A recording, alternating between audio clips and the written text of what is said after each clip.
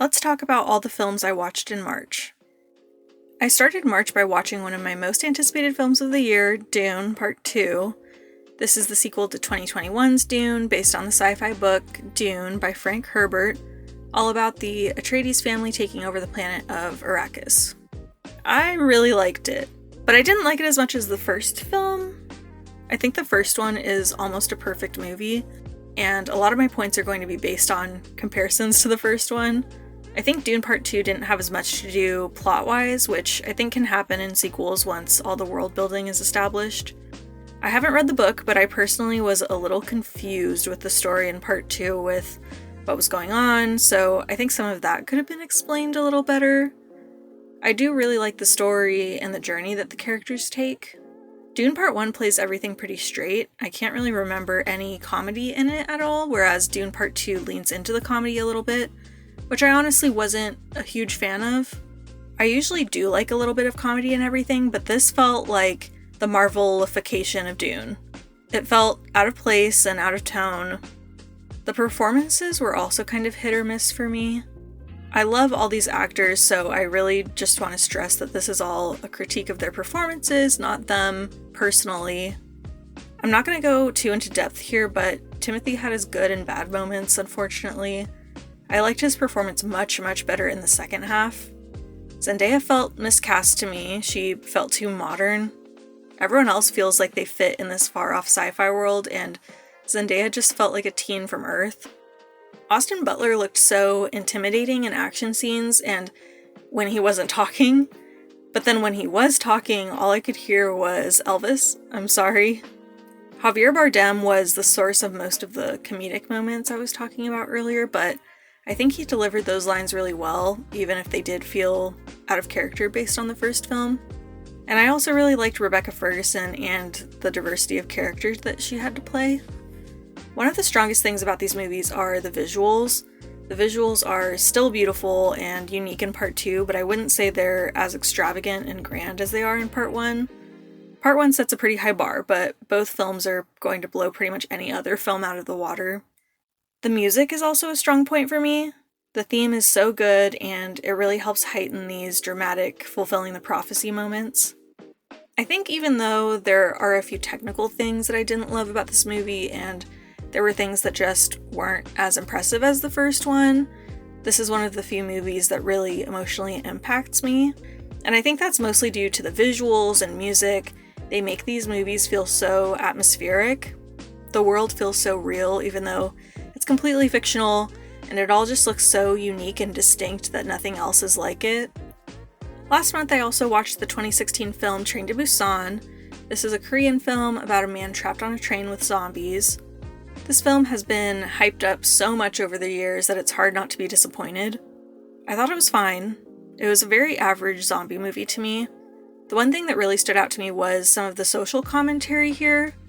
I think most zombie movies are pretty straightforward in only showing these action and horror moments, but this film had a deeper message behind it, which I really loved and appreciated. Plot-wise, there isn't anything too special. I think it's a little long at 118 minutes. I also didn't love some of the more stylistic things they did with the movie. It's a little cheesy for my taste. But I do have to say that I was trying to hold back tears at times, so it did emotionally get me. This movie was pretty bad in terms of stupid things happening, like so many stupid decisions or just things that didn't make sense. It was pretty frustrating to watch. I also hate inconsistent zombie mechanics. At times people would turn into zombies instantly, but sometimes it would take a few minutes. At other times, some of the zombie lore was kind of cool and original. Then I watched The Greatest Night in Pop, a 2024 Netflix documentary all about the song We Are the World. If you're not a fan of this one song from 1985, or if you somehow don't know about it at all, it probably seems weird that there's a 1.5-hour documentary all about one song. But I have always been absolutely obsessed with this song. In general, I've always been obsessed with media from past eras, retro, classic, throwbacks, whatever you want to call it. And We Are the World has always been so fascinating to me because it's such a perfect snapshot of 80s pop culture.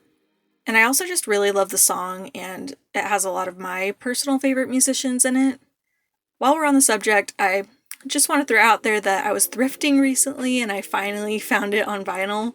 I know they've sold so many copies of this, but somehow I've never seen one in the wild. But that's kind of my prized possession right now. But ultimately, I think if you're a fan of this song or 80s pop culture in general, it's a really easy decision to watch this doc. You'd probably like it. It's a super easy watch, perfect runtime. There's nothing too deep about it, but it's fun and interesting to watch. I loved seeing the behind the scenes and seeing how it all came together.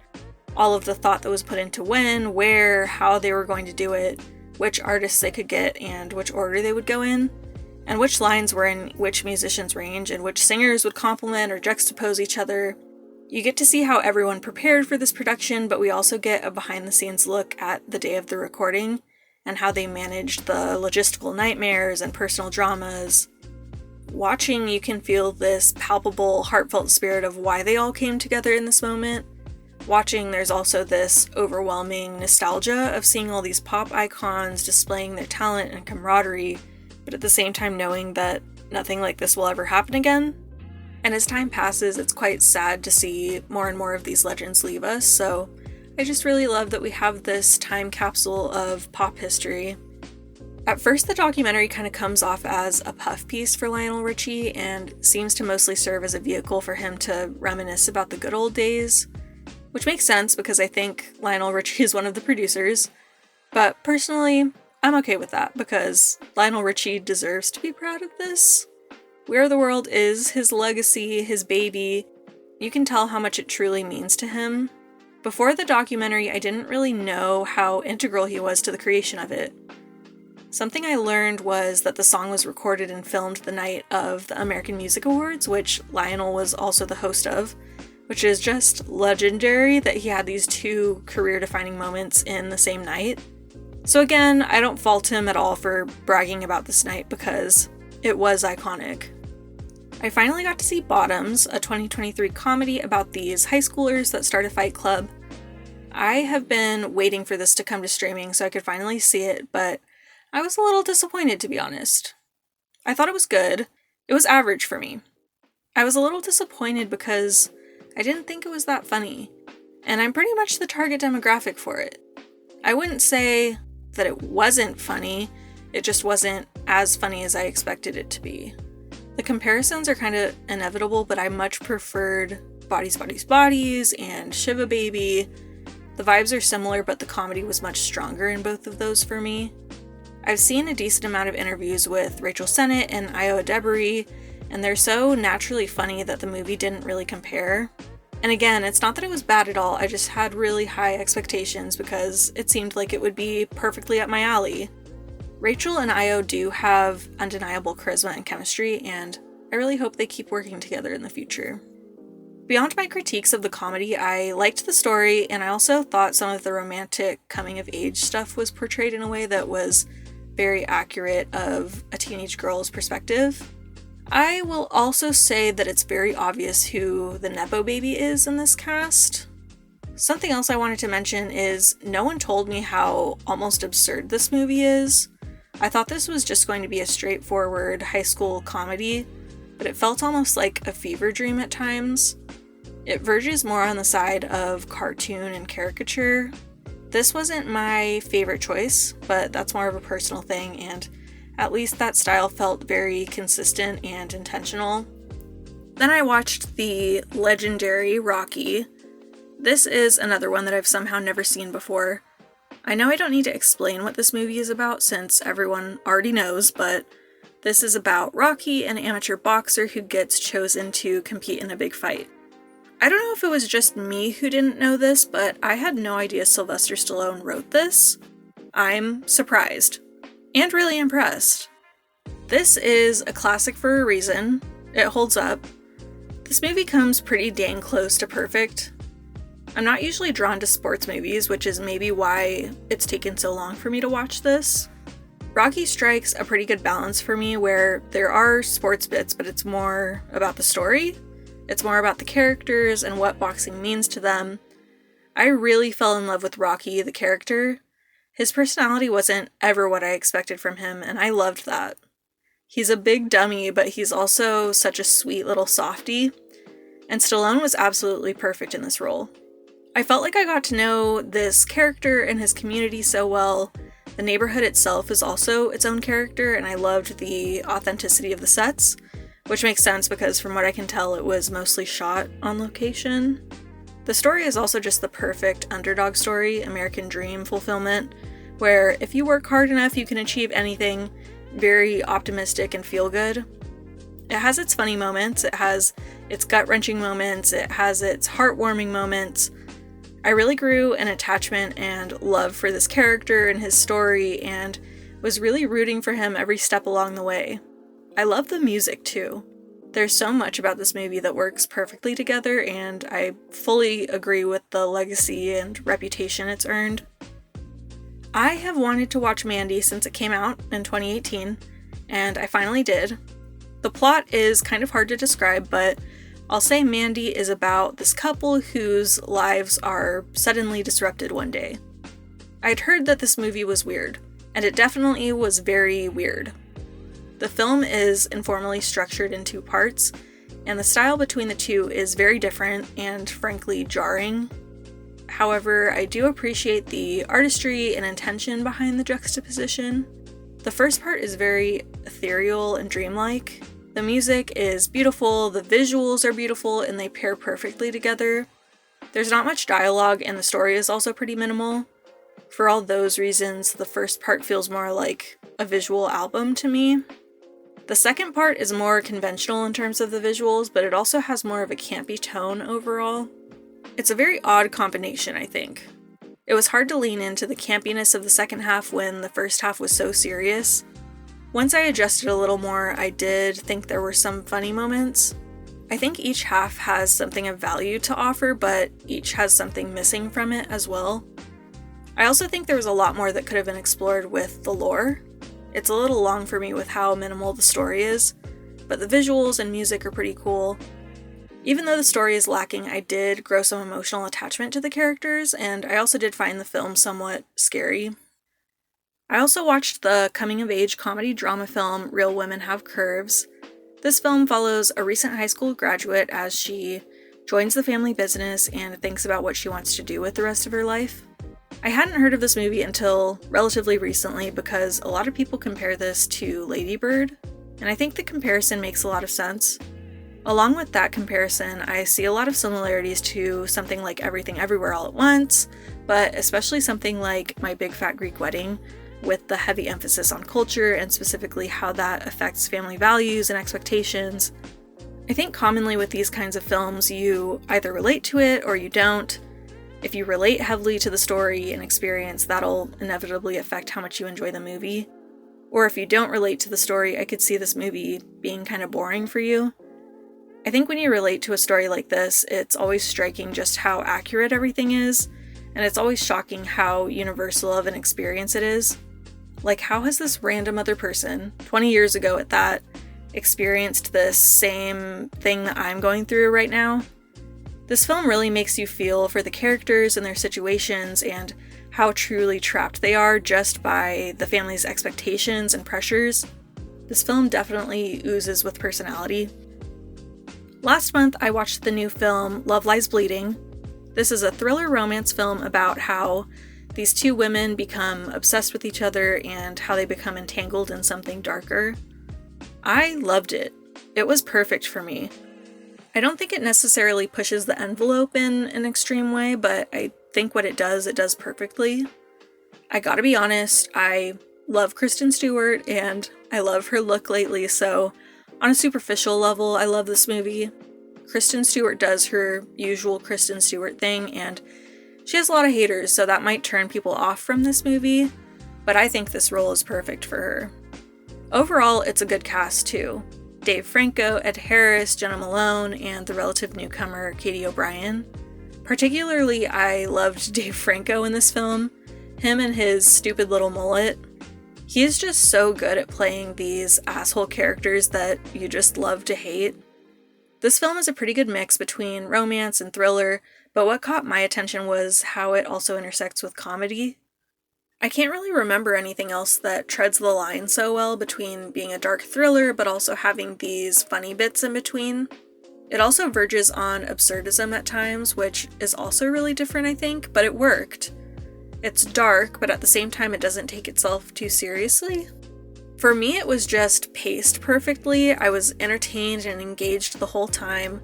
I didn't really know where it was going to go next or how it was going to end.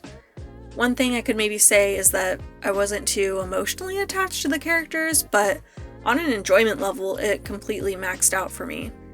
It's also set in 1989, so I love the retro aesthetics too. The costumes, the hair, the music, and stuff like this is just a personal preference, so it felt like this movie was kind of perfectly made for me. Mission Impossible is another hugely popular film and franchise that I have never seen before. I wasn't a big fan. Granted, action isn't really my genre. My biggest issue with this film is the overly convoluted story. Nothing made sense, it was all over the place. It felt like it was trying too hard to make itself original or establish twists. I just thought it was ridiculous, which is probably common for action movies, specifically spy movies. The characters just kept doing the dumbest things too, but most of the time it wasn't even acknowledged that they were doing something dumb. It was just shown as like, oh yeah, there's a spy doing normal spy stuff. But I just wasn't able to relax and enjoy it. I found myself criticizing and laughing at how messy it was, maybe because it didn't feel intentional at all. It felt like it was intended to be dead serious, which I think also doesn't do well when it comes to how it's aged and how cheesy it can be for most modern audiences. Also, even though I feel that the ridiculousness wasn't intentional, I at least appreciated that it was very consistent in how ridiculous it was. But I will fully admit this probably has a lot to do with my personal preferences. I did truly give it a chance, and I did really want to like it, but it's just not a genre that works for me a lot of the time. Even though I didn't like it, I did have a good time watching it. Like, it was so bad it was almost good again. So I'm not against continuing the series, especially the new ones I think I might like better. I also watched Sofia Coppola's newest film, Priscilla, which tells the story of Priscilla, who eventually became Elvis Presley's wife, and chronicles their lives together. I thought it was just shot beautifully.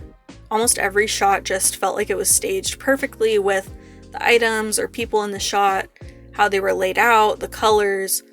Almost every moment felt like it could be made into a still and put on a poster or a postcard. I want a coffee table book just of stills from this film. I can't even imagine how much care that takes to put so much effort into the visuals of every second of this movie. And of course, on an aesthetic level, I'm always just drawn to 60s aesthetics. The fashion, hair, architecture, furniture. I think the story can probably feel slow for some people, but I really enjoyed seeing how their relationship started and progressed, and seeing some of the more subtle ways that Elvis exhibited this control over her. And I just feel like it was handled so well considering the circumstances. I know that there's kind of this rivalry between fans of the Elvis movie and the Priscilla movie, maybe just because they were released in such close proximity to each other. I wasn't a fan of Baz Luhrmann's Elvis, but I do love that they serve as these counterparts to each other. Baz Luhrmann's Elvis focuses on Elvis, duh, and it focuses mostly on his career achievements and all the different stuff he was doing out there in the world, how he was impacting history and pop culture. I love that Priscilla gives us an inside look of what Priscilla was doing at that time, and how she was kept isolated in the house, and how she was very sheltered from what Elvis was experiencing. You would think maybe their stories would be somewhat similar, but their experiences were so different, and the films both come at the subject matter from completely opposite approaches. Elvis is all flash and pizzazz, and Priscilla is much more muted and quiet and simple. And then I watched Wonka again. It came to streaming and I just couldn't resist rewatching it. I just loved it so much the first time. This film is a prequel to the 1971 Willy Wonka and the Chocolate Factory, and explores Willy's story as he gets started in the chocolate business. I think this film is just magical. I love how it explores and encourages that childlike wonder inside everyone. It's also just so silly and ridiculous that you can't help but love it and have fun watching it. The cast is just perfect for setting this tone too. Timothée Chalamet, Olivia Colman, Keegan-Michael Key, just to name a few. I'm a huge Willy Wonka fan, especially of the Gene Wilder version, and I think Wonka inserts itself pretty well as the precursor to the 1970s version. It fits well, it has a similar zany approach, but not too zany like the Tim Burton version, and it has some references and Easter eggs to the original, but it's not so much that it feels like it's just leeching off of the original. It works on its own and has a lot of its own content to offer. Since watching this the first time, I have become more familiar with the music. The music always gets better with time for me, so now that I've gotten to know it better, I appreciate it more in the film. I still thought the film was really funny. One thing that I did notice this time around was how overly reliant it is on green screens and CGI, which isn't my favorite. But this movie just has so much heart and gives its all into these emotional, heartfelt moments. Then I watched the Battle of Algiers. This is a film about a part of the Algerian War as the Algerians fight for independence from France. This isn't something I would usually put on. I do like old movies, but I more often watch more modern films. On top of that, I don't usually gravitate towards war movies or foreign movies, so just all of this combined is so not up my alley, but I'm trying to branch out more. But I did like this movie. It's probably not something I would watch again, but I did really appreciate what it had to offer. I'm really bad with history, so I didn't really know anything about this conflict, but I was just really interested in it as a story. I think this film also approaches from a really interesting perspective. The film is obviously sympathetic to the Algerians, but I think it doesn't shy away from some of the morally gray things that are done in wars by both sides. It shows why the Algerians were desperate to change their situation, how they were treated like second-class citizens in their own country.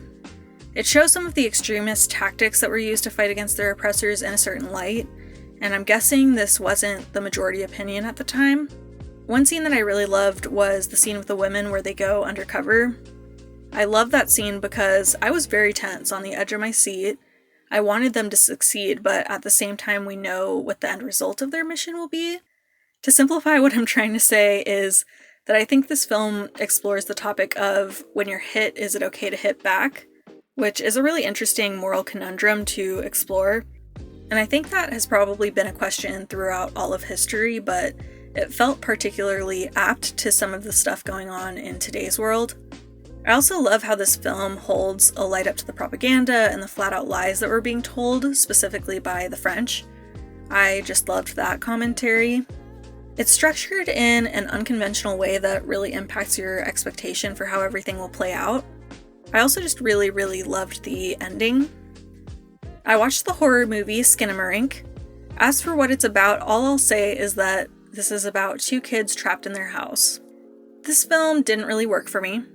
As I've said a million times, I'm a stickler for a story, and it is extremely minimal in this film. There's barely any dialogue, and there's not much offered with the visuals either.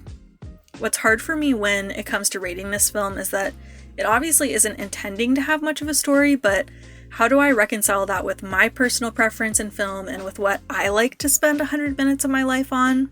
And I'm just gonna say it again, when the story is this minimal, I don't see why it couldn't have just been a short film. And if anything, it could have at least been shortened from 100 minutes to 80 minutes long.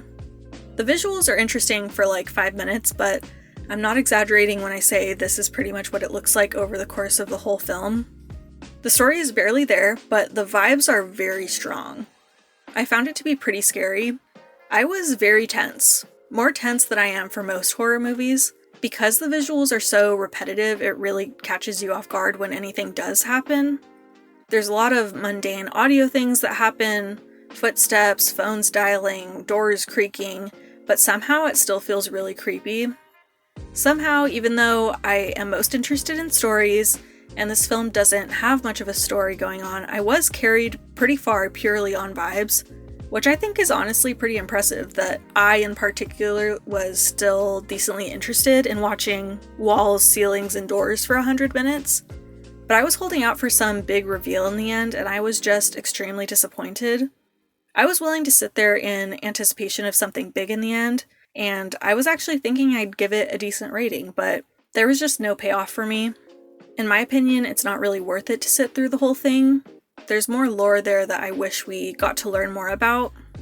Like I said, it is pretty scary, I think. I also do appreciate this childlike perspective. Weirdly, I feel like it captures childhood memories so accurately. I also feel like children have an odd interpretation of what's scary and what's not, and I think this film captures that really well also. Another comparison I have to make is it feels like a horror video game, like the new Resident Evils, with its ambient creepiness and the feeling of you wandering around this creepy empty house. The vibes are definitely the strongest aspect of this film for me. The film was a bit of a struggle for me to get through, but I do think this is one that is very memorable, and it's one that I feel like I'll keep thinking about over the next few weeks. And I am really excited to dig into explanation videos and to see some of the different interpretations out there. And the final film I watched last month was the new film, Late Night with the Devil. This is a horror movie about a late night show episode gone wrong. I've always been fascinated by these catastrophic live TV moments that have been kept in the vaults ever since. It's fictional, obviously, but I love that we get to watch the footage as it aired on this fateful day in 1977. It's an interesting structure too, I think, where the full film runtime is basically the TV show in real time. I was very entertained just following along with this Halloween episode and all of the guests they have and watching as they each go wrong. I think parts of the film's story or backstory aren't particularly original or shocking, but that's okay. The end went a little off the rails for me, but it didn't fully negate my experience of watching the rest of it. Overall, I was really into the story, but I do want to mention that I didn't find it to be too scary. I believe this is a relatively low-budget movie, and you can tell at times. One of my favorite things was how they poked fun at the corniness of these types of late-night shows. I thought it was very accurate, and I fully bought David Dastmalchian on as the late-night host. I thought he was great. I also really liked Ian Bliss, who played this skeptic of all things paranormal. Those are all the movies I watched last month. I hope you liked watching this recap. I love getting the opportunity to recap everything I watched and giving myself the dedicated time to think a little more critically about each film and why I did or didn't like it. I also want to put some of my disclaimers here at the end. These are all my opinions, of course. Some people may disagree, and that's fine. Art is subjective. I also just want to put out there that I critique these films, and I obviously see value in that criticism. That's why I do it. I think there's value in community and talking with people about things that you like or didn't like, having debates about different opinions, or gushing with people that have the same opinion as you. I also think there's value in critique in hoping that things will be done better in the future. I think there's value in reviews, giving people an idea of what to expect and giving people an idea of whether it's something they'd like and would be fine with spending 2 hours of their lives on. There's value in all of that. But I do also want to extend my gratitude to these filmmakers, to the cast and crew and creatives of all these projects that give us an opportunity for discussion, either negative or positive or something in between. If there was no art, if everyone was afraid of putting themselves out there, I wouldn't have anything to talk about right now. But that's it for me today. Let me know what you watched in March, or if you have any thoughts about any of the films I mentioned, and I'll see you in the next video. Bye!